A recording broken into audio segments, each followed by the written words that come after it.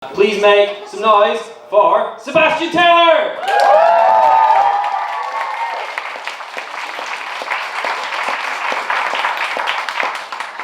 Sorry, the shoulder pads on this thing are a bit tricky to work out, so bear with me. I swear I'm not insecure about my height, but the shoulder pads shouldn't do anything.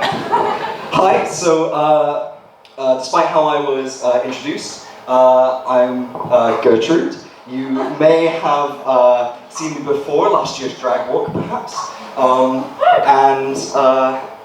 If you do recognize me, that might be because I do actually do drag as someone called Sebastian during the term time. And you can see me out on the streets. The makeup is horrific. Thankfully, I've gotten to a point where Max was offering to put some stamps on my face, and I was like, no, honey, please don't. This took 3 minutes. That's 3 minutes I'm never gonna get back. So, I perform as Sebastian. That's always good.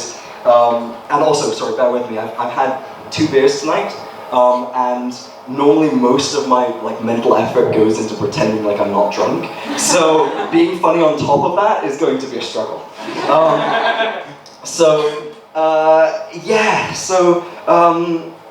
You might have noticed already. It's the collaboration with LGBT and it's the what's it called with Soc. And so not Communist Society. I got this confused the first time around as well. They were a good crowd though. But you may have noticed, I mean, the hair, the eyes, the glittering smile. No, I'm not like other girls. I do in fact have a British accent, and that tends to perplex people when they hear that I'm from Connecticut. Though it really shouldn't. There's some weird stuff going on in Connecticut. So, I have a British accent, and this is actually, it's a bit mangled now, but this is defined, I've been known as the British kid for most of my life. You can tell why I came over here. It's a bit hard to place when you're surrounded by Americans. But there's one particular point. I went through life, kids would be like, oh wow, you have a British accent, like you must be from Britain. I have friends who I've known since I was 3, and they were like, oh yeah, I can't believe, we met when we were 3 and you had just moved over, and I was like, I what? Were you there? Because I wasn't. But there's something that really sticks out. As an American, I had the opportunity to go to band camp. So there's one time at band camp, I had just joined, and we're all young, we're 13? And I go in, and the other kids are like, oh, you have a British accent. Oh, sorry, it's band camp and theater camp. So they're like, it's just camp.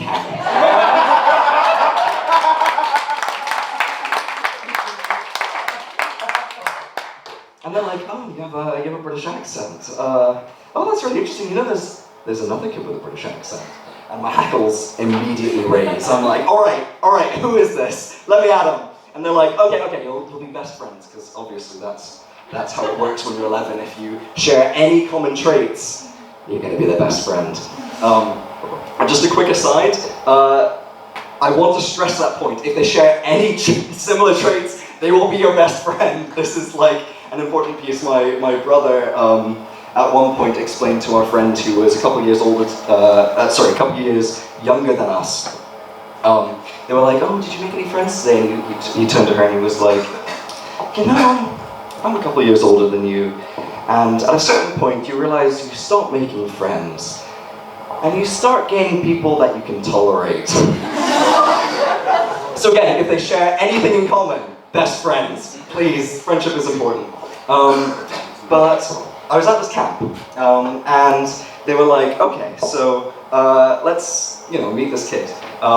You'll be best friends. And so I met him, his name was Zach. And I was like, hello, and having lived my entire life as someone who people were like, oh, you're British, right? And I'm like, no, I'm not. In spirit, yes. I'm gloomy and dark, But otherwise, no, I drink coffee, thanks. 13, remember that. I need a bit of help with my height. So Zach was like, oh, okay, so yeah, oh, nice to meet you. And I'm like, oh, hi, I'm Sebastian. So I hear you have a British accent. And being the lovely, kind, polite, young girl that I was like, oh, so like, are your parents British? Like, are you from Britain? Like, what's your story? Come on, tell me your story. And he turns to me and he looks me dead in the eyes, and he's like, nope, I just have a speech impediment. That explains a lot about Britain.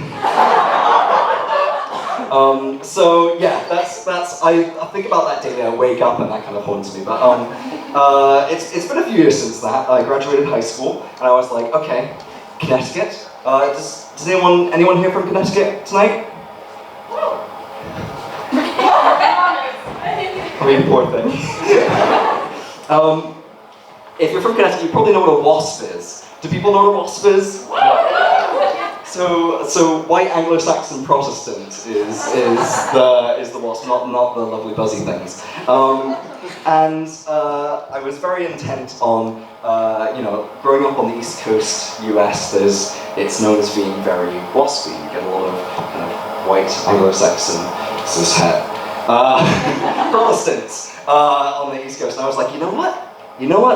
I'm gonna go to Britain. That's like, there's a whole sea, like Protestants can't swim that far. They have so many boats. Had to leave that phase of my life behind as well, all those clothes. As you can tell, I'm wearing very little tonight. It's very skimpy. And so I came here, and that was the joke. St. Andrews is pretty waspy, it turns out. But yeah, so I really enjoyed it. I was another Albany Park kid. Absolutely love Albany Park. It's a good time. Especially because I was one of 2 Americans in Albany Park in the year that I went. So again, I could be like, oh, here's our friend, the American kid. Thank you. Switching it up. But yeah, so I was telling some stories about when I was younger. I realized most of my stories come from when I was in high school. So I thought I might share as well the kind of like fear kind of thread that's going to connect this. So there's the fear of, oh gosh, do I just have a speech impediment? Which isn't a bad thing, but there's fear. But there's another kind of fear that happens when like you have a girlfriend in high school, right? No one knows how anything works, so it's all great all the time.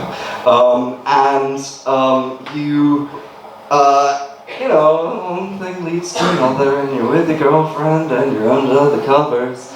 She's not under the covers, but you're under the covers. And it's all good, it's really good. It's great.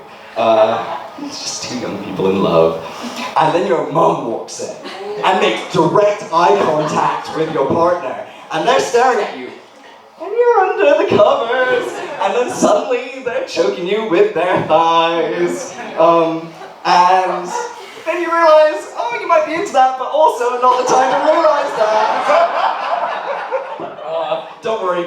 I immediately, it was explained to me afterwards. My mum had left the room, and my partner was like, we're not having sex for a month. And I was like, understandable. And then I promptly, went over. Sorry, I put some clothes on and went over to my mum, and I was like, so whatever you thought you saw, it wasn't what you thought you saw.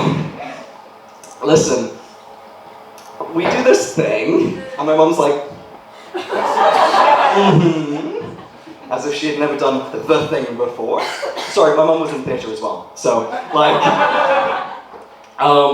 and I'm like, no, don't worry. And again, this is almost the point where I realized that I should study physics.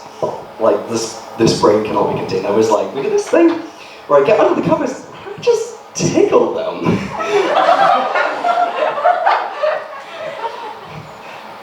she went along with it. She saved my dignity, so I thank her for that. This one's dedicated to my mum. That's a good time. So speaking of dedications, my family has a lot of kind of like black humor. We use it to cope a lot. I think it's something about my parents being expats in America, like you really do need to cope. So I thought I might do a set on, so my dad passed away in 2011. He jumped off a building. And I was like, oh, okay, how do I kind of deal with this? Maybe I should do a kind of set on my, my dad's suicide, kind of working through it. And I was like, no, I can't do that to these people. These jokes would just fall flat. Thank you.